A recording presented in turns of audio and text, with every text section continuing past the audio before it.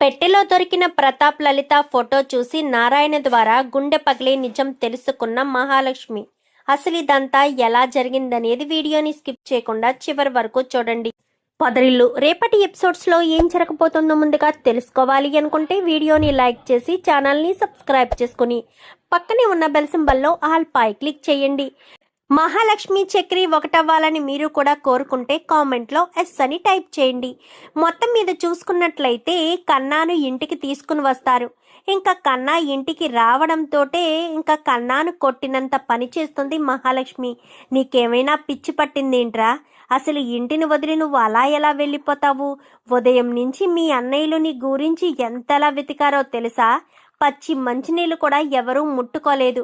కన్నా ఎక్కడున్నాడో, వాడు ఎక్కడున్నా ఆకలితోనే కదా ఉంటాడు. వాడు కనిపించేంత వరకు మాకు ఏమీ వద్దా అంటూ ముగ్గురు అన్నయ్యలు అలానే తిరిగారు. వీళ్ళ గురించా నువ్వు దూరంగా వెళ్ళిపోయింది? అసలు ఎవర్రా నిన్ను దూరంగా వెళ్ళిపోమని చెప్పింది? నిన్ను ఎవరు వీళ్ళని వదిలేసి వెళ్ళమన్నది అని చెప్పి ఇంకా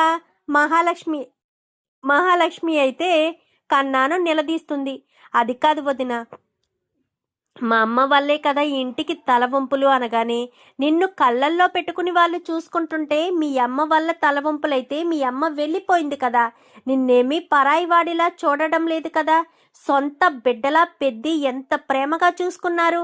మిగిలిన అన్నయ్యలిద్దరూ కూడా నీకు ఏది లోటు లేకుండా ఉండాలని వాళ్ళు చదువులు మానేసి నిన్ను అంత గొప్పగా చదివిస్తూ ఉంటే నువ్వు కష్టపడి చదువుకుని మంచి స్థాయికి వెళ్లాల్సింది పోయి అర్ధరాత్రి ఎగ్జామ్స్ సమయంలో వెళ్ళిపోతావా? అసలు నీకు బుద్ధుండేదంతా చేసావా? ఇంకొకసారి ఇలాంటి పని చేస్తే ఇంకా వెతకొద్దు పెద్ది, వీడిని వదిలేయండి అనేసరికి ఇంకా అప్పటికి పెద్ది ఏడుస్తూ ఉంటాడు. చూడు, పెద్ది ఏడుస్తున్నాడు, నీ వల్ల బాధపడుతున్నాడు. అసలే పెద్ది బాధలో ఉంటే మళ్ళీ పెద్దికి ఇదొక బాధ అంటూ మహాలక్ష్మి మాట్లాడేసరికి అన్నయ్య అంటూ మాధవ్ని పట్టుకుని ఏడుస్తూ ఉంటాడు. ఇంకెప్పుడు నిన్ను వదిలి వెళ్ళనన్నయ్య అంటూ చెప్పు అని చెప్పనేసరికి అవునన్నయ్య, ఇంక నిన్ను వదిలి నేను ఎప్పుడు ఎక్కడికి వెళ్ళను. నిన్నస్సలు వదలనన్నయ్య, క్షమించన్నయ్య, తప్పు చేశాను. నేను ఎంత పెద్ద తప్పు చేశానో నాకిప్పుడు అర్థమైంది, క్షమించన్నయ్య అంటూ క్షమాపణ కోరడంతో సరే రా భోంచేద్దామని ఇంకా అందరూ కలిసి భోజనాలు చేస్తారు. ఎందుకంటే ఈలోపు మహాలక్ష్మి ఎప్పుడైతే కన్నా కనిపించాడు అన్న విషయం చెప్పాడో చక్రి వెంటనే భోజనాలు ఆర్డర్ పెట్టి తెప్పించేస్తుంది. ఎందుకంటే మాధవ్ వచ్చి వండలేడు, తను వండినా మనస్ఫూర్తిగా ఎవరూ తినరు. అందుకోసమని భోజనాలు తెప్పించేసరికి అమ్మ మహాలక్ష్మి అనేసరికి నేను వండలేదు పెద్ది, బయట నుంచే తెప్పించాను అంటూ జోక్ వేసేసరికి అందరూ కూడా నవ్వుకుంటారు. చాలా హ్యాపీగా అయితే ఉంటారు. ఇంకా మరుసటి రోజు ఉదయాన్నే ఎగ్జామ్ కోసమని బయలుదేరి వెళ్ళిపోతాడు. ఎందుకంటే ఎగ్జామ్స్ కదా తనకు జరుగుతున్నవి, ఎగ్జామ్ కోసమని వెళ్ళిపోతాడు. ఎవరి పనుల్లో వాళ్ళు వెళ్ళిపోయిన తర్వాత నారాయణ లోపలికి వస్తాడు. లోపలికి వచ్చి అమ్మ మహాలక్ష్మి అనగానే చెప్పండి అనేసరికి నువ్వు ఇంటి మీద ఇంత ఆప్యాయత, ఇంత అనురాగం పెంచుకున్నావు. రేపన్నా రోజున నువ్వు ఇంటి నుంచి వెళ్ళిపోవద్దమ్మా. నువ్వు ఇంటి నుంచి వెళ్ళిపోతే ఇంట్లో వాళ్ళు ఈ ఇంటి మీద ఇంత మమకారం, ఇంత అనురాగం పెంచుకున్నావు. రేపన్నా రోజున నువ్వు ఇంటి నుంచి వెళ్ళిపోతే కన్నా తట్టుకోగలడా? కేశవ, చక్రి, మాధవ వీళ్ళు భరించగలరా? ఈ ఇంట్లోనే ఎప్పటికీ ఉండిపోవచ్చు కదమ్మా అని చెప్పి ఇంకా మహాలక్ష్మిని అడుగుతాడు నారాయణ. ఏం మాట్లాడుతున్నారండి? నేను ఇంట్లో ఎప్పటికీ ఎలా ఉండిపోగలుగుతాను? ఎప్పటికీ ఉండలేను కదా. ఎందుకంటే ఇది నా ఇల్లు కాదు. నేను ఈ ఇంటికి ఏమీ కాను అనగాని ఏమీ కాను అని నువ్వనుకుంటావమ్మా. అనుకుంటే నువ్వు ఇంటికి ఏదొకటి అవుతావు కదా. నువ్వు ఇంటికి సంబంధించిన మనిషిలా ఉండొచ్చు కదా అంటూ మాట్లాడేసరికి ఏం మాట్లాడుతున్నారండి? ఈ ఇంటికి సంబంధించిన మనిషిలా నేను ఎలా ఉండగలుగుతాను? ఎలా ఉండాలి? అలా కుదరదు కదా. ఎప్పటికీ అలా కుదిరే అవకాశం లేదు. నీ ఇంటికి ఎప్పటికీ ఏమీ కాని దానిలా ఉండడమే మంచిది అని అనుకుంటాను అని ఇంకా మహాలక్ష్మితో ఆ మాట, మహాలక్ష్మి ఇద్దరు కూడా మాట అనుకుని మహాలక్ష్మి గదిలోకి వెళ్ళిపోతుంది.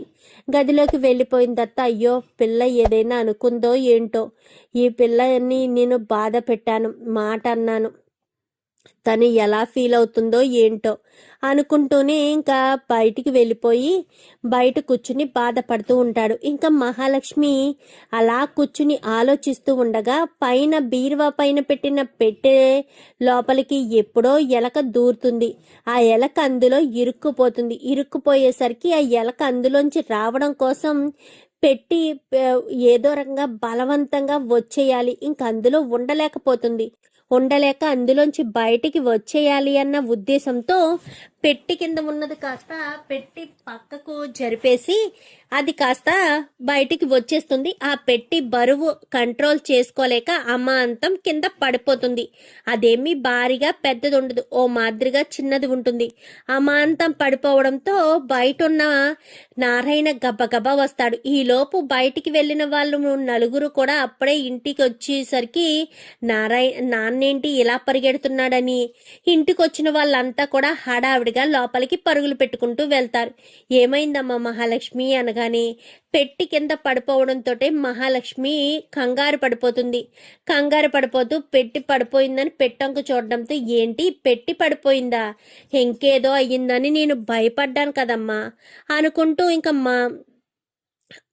నారాయణ అయితే ఆ పెట్టిని ఇలా తిరిగేసేసరికి ఫోటోలు ఏయో సింగల్ ఫోటోలన్నీ కూడా కింద పడిపోయి ఉంటాయి. ఆ సింగల్ ఫొటోస్ అన్నీ కూడా కింద పడిపోయేసరికి అయ్యో అన్నీ బయటకు వచ్చేసాయే అనుకుంటూ మహాలక్ష్మి దగ్గరకు వస్తుంది. ఈ లోపు వీళ్ళంతా వస్తారు. ఏమైందమ్మా అనగానే పెట్టి పడిపోయింది పెద్ది అని చెప్పనేసరికి అవునా అని అక్కడ ఉన్న ఫొటోస్ అన్నీ కూడా ఏరుతుండగానే మహాలక్ష్మి చూసుకోకుండానే మహాలక్ష్మి కాలు కింద ఒక ఫోటో ఉండిపోతుంది. అది మహాలక్ష్మి చూసుకోదు. ఫోటోలన్నీ సర్దేసి మహాలక్ష్మి ఇలా పైకి లేచి కాలు పక్కకెట్టేసరికి కాలు కింద ఫోటో ఉందని చూస్తుంది.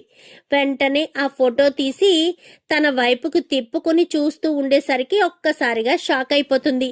ఇదేంటి, మా మమ్మీ డాడీ ఫొటోస్ ఎక్కడున్నాయి? మా మమ్మీ డాడీ ఫొటోస్తో ఈ వీళ్ళకేం సంబంధం? అసలు ఇక్కడ ఉండవలసిన అవసరం లేదు కదా, మా మమ్మీ డాడీ ఫోటో ఎక్కడ ఉందేంటి అని ఆలోచనలో ఆశ్చర్యపోతూ ఉంటుంది. ఫొటోస్ ఇక్కడ ఉండడం నాకు చాలా ఆశ్చర్యంగా ఉందే అనుకుంటూ ఈ ఫోటో అనుకుంటూ నారాయణకి చూపిస్తుంది. ఎందుకంటే అప్పటికి చక్రి రాడు, వీళ్ళు వస్తారు కాబట్టి వీళ్ళేమో బయటికి వెళ్ళిపోతారు, వీళ్ళిద్దరూ తీసుకుంటున్నారు కదా అని ఎదురుగా నారాయణ ఉండేసరికి నారాయణకి చూపిస్తుంది ఆ ఫోటోని. నారాయణకి చూపించడంతో నారాయణ ఫోటోని చూస్తూ అలా ఉండిపోతాడు. ఎవరి ఫోటో నాన్నది అని చెప్పాను కానీ ఇంకా ఫోటోని చూస్తూ అలా ఆగిపోతాడు.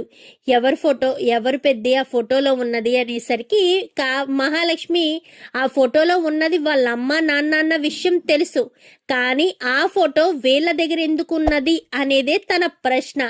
ఆ ప్రశ్నకు సమాధానం వాళ్ళ దగ్గర నుంచే రాబట్టాలి అన్న ఉద్దేశంతోనే సైలెంట్ గా ఉంటుంది మహాలక్ష్మి. చెప్పు పెద్ది, ఈ ఫోటోలో ఉన్నది ఎవరు?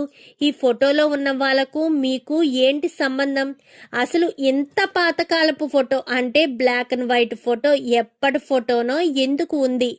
చెప్పు పెద్ది, అసలు ఈ ఫోటోలో ఉన్న వాళ్ళు ఎవరు అనగానే ఎవరోలే అమ్మ మహాలక్ష్మి, ఈ ఫోటోలో ఉన్న వాళ్ళు నీకు తెలియదు అనగానే ఈ ఫోటోలో ఉన్న వాళ్ళు నాకు తెలుసు అంటే వీళ్ళు మీకేమవుతారో చెప్తారా పెద్ది అంటూ మహాలక్ష్మి అడిగేసరికి ఒక్కసారిగా నారాయణ మాధవ మహాలక్ష్మి వంక చూస్తారు.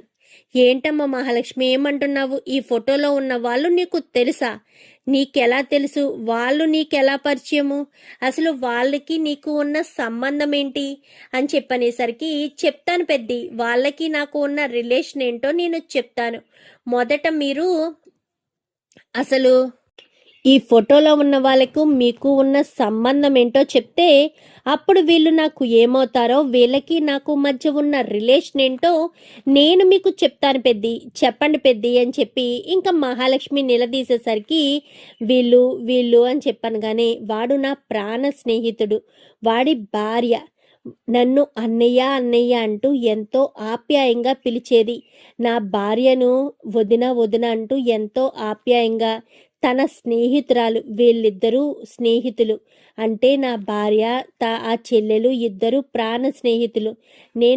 నా భార్యను నేను ప్రాణాలు తీశాను అన్న ఉద్దేశంతోనే వాళ్ళిద్దరూ నాకు దూరం అయిపోయారు.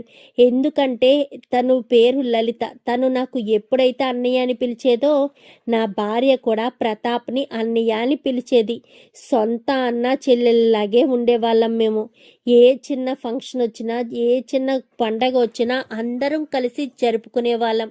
అలాంటి సమయంలోనే నా భార్యను, నా ప్రాణాలు నేను తీయకపోయినా ఆ నింద నా మీద పడడంతో తన ప్రాణ స్నేహితురాల్ని నేనే పొట్టన పెట్టుకున్నానని లలిత, నేను తన చెల్లెల్లాంటి అమ్మాయిని పొట్టన పెట్టుకున్నానని ప్రతాప్ ఇద్దరూ నా మీద పగపట్టి కోపం తెచ్చుకుని వాళ్ళు ఇక్కడి నుంచి సిటీ వెళ్ళిపోయారు. ఆ తర్వాత వాళ్ళ గురించి నేను చాలా ఎంక్వైరీ చేశాను. వాళ్ళ గురించి ఎంత ఎంక్వైరీ చేసినా వాళ్ళ జాడ తెలియలేదు.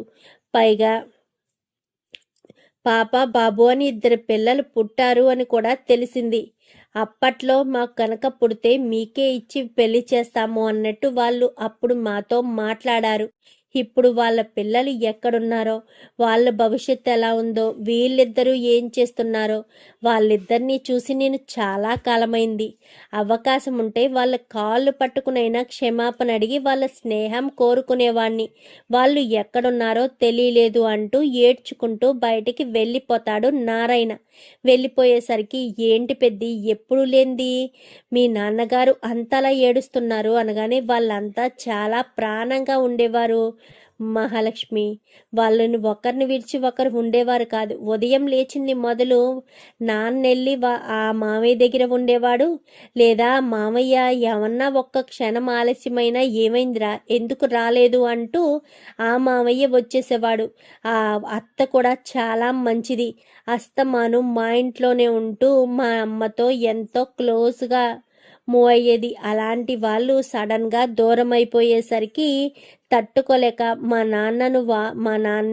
అమ్మను మా నాన్నే ఏదో చేశాడు అన్న ఉద్దేశంతో నిందపడి అందరికీ దూరం అయిపోయాడు. వాళ్ళ ప్రాణంగా ఇష్టపడే బంధువులంటూ ఎవరైనా ఉన్నారు అంటే వాళ్ళు మాత్రమే. వాళ్ళని కూడా దూరం చేసేసుకున్నాడు అంటూ మాట్లాడేసరికి అవును, ఇప్పుడు వాళ్ళ గురించి నేను చెప్పాను కదా, వాళ్ళు నీకేమవుతారో చెప్పు అనగానే వాళ్ళు ఎవరో కాదు పెద్ది, నా తల్లి తండ్రి అనేసరికి బయట ఉన్న నారాయణకి ఆ మాట వినబడుతుంది. ఎందుకంటే నారాయణ కళ్ళు తుడుచుకుంటూ బయటికే వెళ్తాడు. ఇంటి బయటికి కాదు, రూమ్ బయటికి వెళ్ళి నిలబడతాడు. ఏంటి మీ అమ్మ నాన్న అని చెప్పనగానే అవును మా అమ్మ నాన్నే అని చెప్పి మళ్ళీ రెండోసారి చెప్పడంతో నారాయణ గబగబా వస్తాడు. ఏంటమ్మా మహాలక్ష్మి ఏమంటున్నావు? ఇందులో ఉన్న ప్రతాపు లలిత మీ అమ్మ నాన్ననా అని చెప్పనగానే అవును మా అమ్మ నాన్న అనేసరికి చూసావా నాన్న, విధి ఎంత మంచిదో.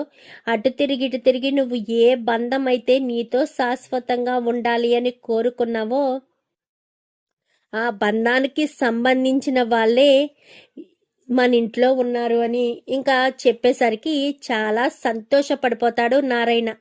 ఎందుకంటే మహాలక్ష్మికి ఇంట్లో కోడలుగా ఉంది, ఏ రోజుకైనా మహాలక్ష్మి ఇంట్లోంచి వెళ్ళిపోతుంది అన్న విషయం తెలుసు కదా.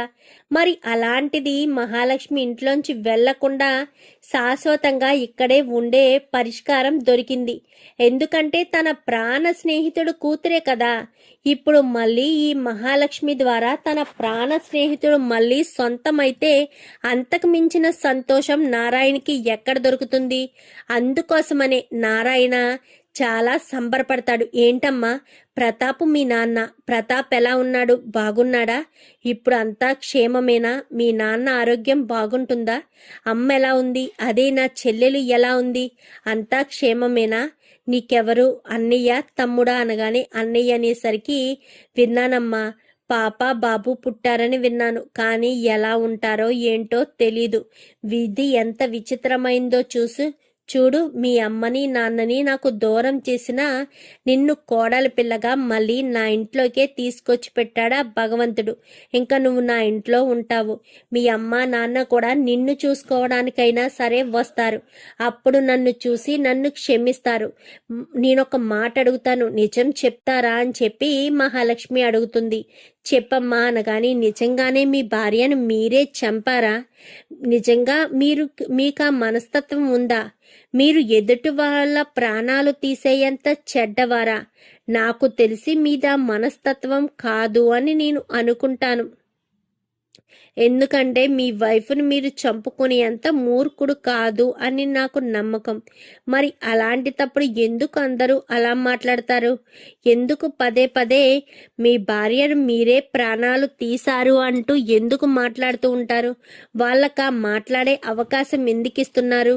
అసలు జరిగిందేంటో చెప్తేనే కదా మాలాంటి వాళ్ళకైనా ఎవరికైనా తెలిసేది.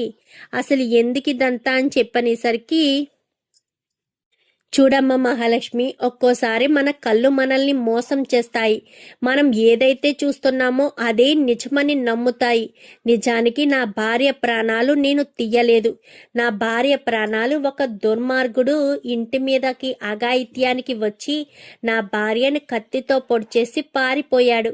అదే సమయానికి నేను ఇంట్లోపలికి వచ్చేసరికి నా భార్య కడుపులో కత్తిని చూసి ఆ కత్తిని తీసి పక్కన పెడుతున్న సమయంలోనే లలిత, ప్రతాపు ఇద్దరు నా ఇంటికి వచ్చారు.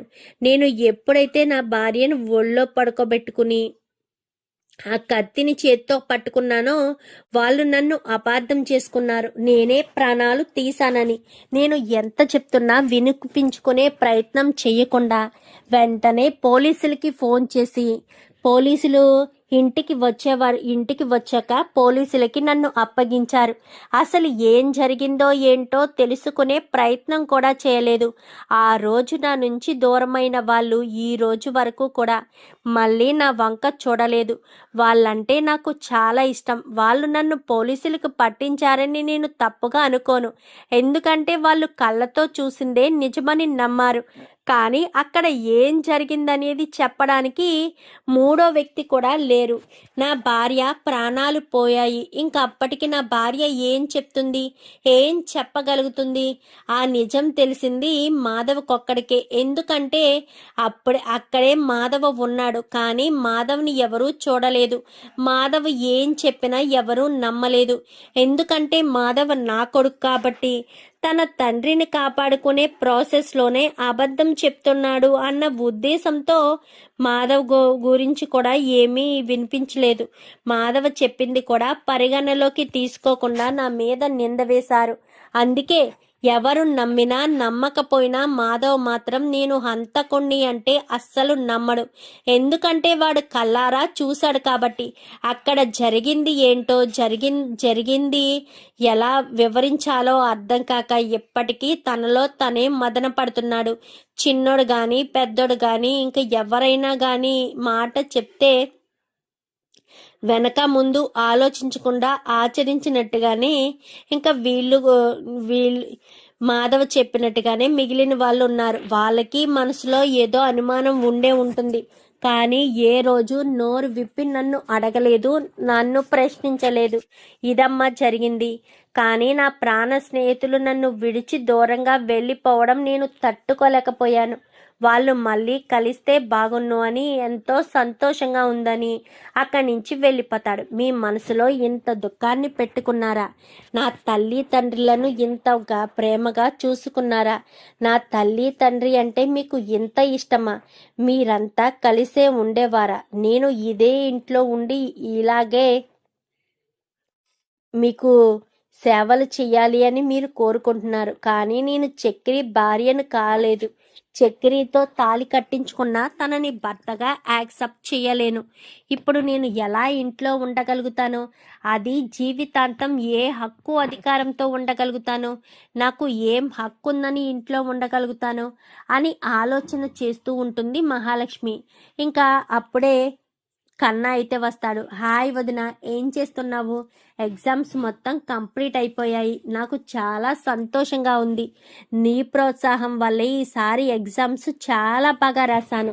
ఖచ్చితంగా ఫస్ట్ క్లాస్లో పాస్ అవుతాను అనేసరికి, కాదు నేను లేకపోతే నువ్వు ఉండగలవా అని చెప్పాను. కానీ ఏం మాట్లాడుతున్నావు వదిన, నువ్వు లేకపోతే నేను ఉండడం ఏంటి, అసలు నువ్వు మమ్మల్ని వదిలి ఎందుకు వెళ్తావు, వెళ్ళవలసిన అవసరం ఏముంది, నువ్వు మమ్మల్ని వదిలి వెళ్ళిపోతావా వదిన, ప్లీజ్ వదిన మమ్మల్ని వదిలి ఎటు వెళ్ళొద్దు, ఎందుకంటే నువ్వు లేకపోతే నేను తట్టుకోలేను, నువ్వు మా అమ్మలా నేను ఫీల్ అవుతున్నాను, కొడుకును వదిలి అమ్మ వెళ్ళిపోతుందా, వెళ్ళిపోమంటే వెళ్ళిపోవడమేనా, ఏంటమ్మా నా ఆలోచన విధానం తప్పుగా ఉందా, నేను నీ పట్ల ఏదైనా తప్పుగా ప్రవర్తిస్తున్నానా, నువ్వు నా వల్ల ఇబ్బంది పడుతున్నావా చెప్పమ్మా, నేను నా పద్ధతిని మార్చుకుంటాను, కానీ దయచేసి మాత్రం నా నుంచి వెళ్ళొద్దు, దయచేసి నా బాధను అర్థం చేసుకో అనేసరికి, ఓకే రిలాక్స్ నేను ఎక్కడికి వెళ్ళను సరేనా, ఇప్పుడే కదా ఎగ్జామ్స్ రాసొచ్చావు, వెళ్ళి ఫ్రెష్ అయ్యిరా, తినడానికి ఏదో ఒకటి పెడతాను, నిజంగా నన్ను వదిలి వెళ్ళవు కదమ్మా అనగానే, నిజంగా వెళ్ళను ఓకేనా, వెళ్ళు నేను చెప్పింది చెయ్యి అంటూ మహాలక్ష్మి కాస్త అక్కడి నుంచి కన్నాని పంపించేసరికి ఇంకా మాధవ కాఫీ పెట్టుకుని వస్తాడు. చూసావమ్మ మహాలక్ష్మి, నీ మీద ఎంత ప్రేమను పెంచుకున్నాడో, నువ్వు నీ మనసు మార్చుకోవలసిందే, ఇక్కడే ఉండడానికి సిద్ధపడవలసిందే, కానీ నిన్ను బలవంతం చెయ్యను, కానీ నేను చెప్పాల్సింది మాత్రం నీకు చెప్తున్నాను, ఎదుటి వాళ్ళు మనసులు బాధ పెట్టి నువ్వు ఇంకా ఇక్కడే ఉండాలా అని అనుకోవచ్చు, ఎదుటి వాళ్ళ మనసులు బాధ పెట్టడం కాదు, నీ మనసును బాధ పెట్టుకుని ఇక్కడ ఉండాలా, ఎదుటి వాళ్ళు నువ్వు ఇక్కడ ఉంటేనే సంతోషంగా ఫీల్ అవుతారు, మన వల్ల మరొక నలుగురు సంతోషపడుతున్నారంటే మనం బాధపడినా పర్వాలేదు అని మా నాన్న నాకు ఎప్పుడూ చెప్పేవాడు, అందుకోసమని నేను గాయత్రి విషయంలో కూడా చేసింది కరెక్టే, నేను బాధపడినా పర్వాలేదు కానీ గాయత్రి పరువు నిలబడాలి, గాయత్రి బాగుండాలి, అది నా ఉద్దేశం అంటూ మాట్లాడేసరికి మహాలక్ష్మి ఆ టీ తీసుకుని తాగుతూ ఆలోచనలో పడుతుంది. నిజంగా పెద్ది చెప్పింది నిజమేనా, నలుగురు సంతోషం కోసం మనం బాధపడినా పర్వాలేదు అని పెద్ది చెప్పాడు, నిజంగానే ఆ రకంగానే చెయ్యాలా, నలుగురు బాధపడినా పర్వాలేదు, నేను మాత్రం నలుగురు సంతోషంగా ఉన్నా పర్వాలేదు, నేను బాధపడాలా, అంటే నేను చక్రిని భర్తగా అంగీకరించి ఇదే ఇంట్లో ఉండిపోవాలా అన్న ఆలోచనకి మహాలక్ష్మి వచ్చేస్తుంది. హాయ్ మహాలక్ష్మి గారు అంటూ అప్పుడే చక్రి వస్తాడు. ఇదిగోండి మీకోసం నేను ఇవి తీసుకొచ్చానంటూ ఫ్రూట్స్ స్వీట్లు తీసుకొచ్చిస్తాడు. ఇవన్నీ ఎందుకు తీసుకొచ్చారు అని చెప్పనగానే, నేను మీకు తీసుకురాకూడదా, నేను మీకు పెట్టకూడదా, నేను పెట్టే మనిషిని కాదా, లేక పెట్టే అర్హత నాకు లేదా అంటూ ఇంకా మాట్లాడేసి వెళ్ళిపోతాడు. ఇదేంటి మాధవ పెద్ది ఏమో అలా మాట్లాడాడు, వాళ్ళ నాన్న ఇలా మాట్లాడాడు, కన్నా ఈ రకంగా మాట్లాడాడు, ఇప్పుడు చక్రి వచ్చి ఇలా మాట్లాడుతున్నాడు, నేను ఎటు తేల్చుకోవాలి, వీలైనంత తొందరగా ఇంటి నుంచి వెళ్ళిపోదామని నేను అనుకుంటుంటే ఈ ఇంట్లో ఇంకా ఇంకా ఊబిలోకి దిగిపోతున్నట్టు ఉన్నాను, ఈ ఊబిలోంచి బయటకు వచ్చే ఆస్కారమే నాకు కనిపించట్లేదు, నా పరిస్థితి ఏంటో నాకు అర్థం కావట్లేదు అనుకుంటూ ఇంకా బాధపడుతూ ఉంటుంది. ఈలోపు హారిక ఫోన్ చేస్తుంది.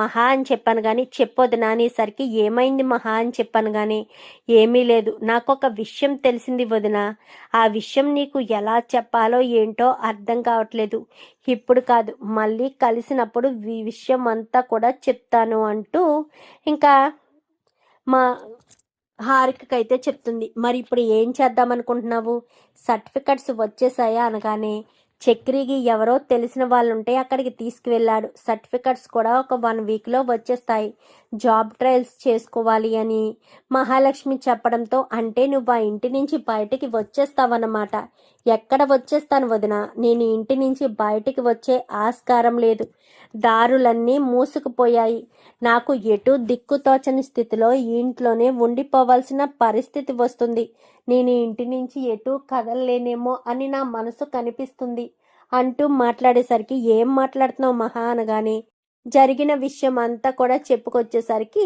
హారిక కాస్త షాక్ అవుతుంది.